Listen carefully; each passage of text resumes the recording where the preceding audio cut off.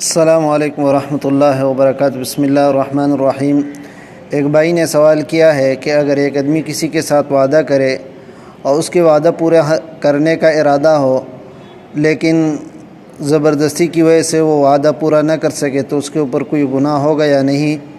تو اس کا جواب یہ ہے کہ اگر وعدہ کرتے وقت ہی یہ نیت ہو کہ وعدہ پورا نہیں کروں گا بلکہ دھوکہ دینے کے لیے جھوٹا وعدہ کیا ہو تو یہ نیت گناہ اور منافق کی علامت ہے۔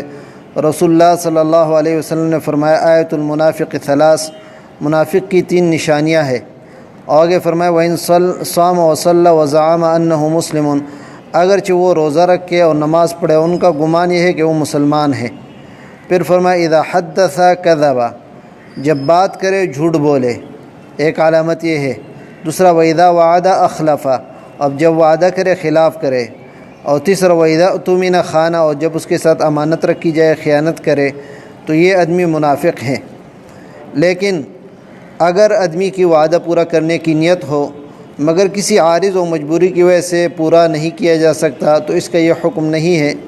ابو داؤد کے اندر روایت ہے، رسول اللہ صلی اللہ علیہ وسلم نے فرمایا، زید بن ارقم رضی اللہ تعالیٰ عنہ راوی ہے، فرماتے اذا وعد الرجل اخاه ومن نیته ان یفیء له فلم یفی ولم یجی للمیعاد فلا اسم علیہ، اگر ایک آدمی نے کسی اپنے بھائی سے وعدہ کر لیا، اس کی نیت میں یہ ہو کہ وہ وعدہ پورا کرے گا لیکن کسی وجہ سے وہ وعدہ پورا نہ کر سکے اور اپنے وقت پر نہ آ سکے تو اس پر گناہ نہیں ہے۔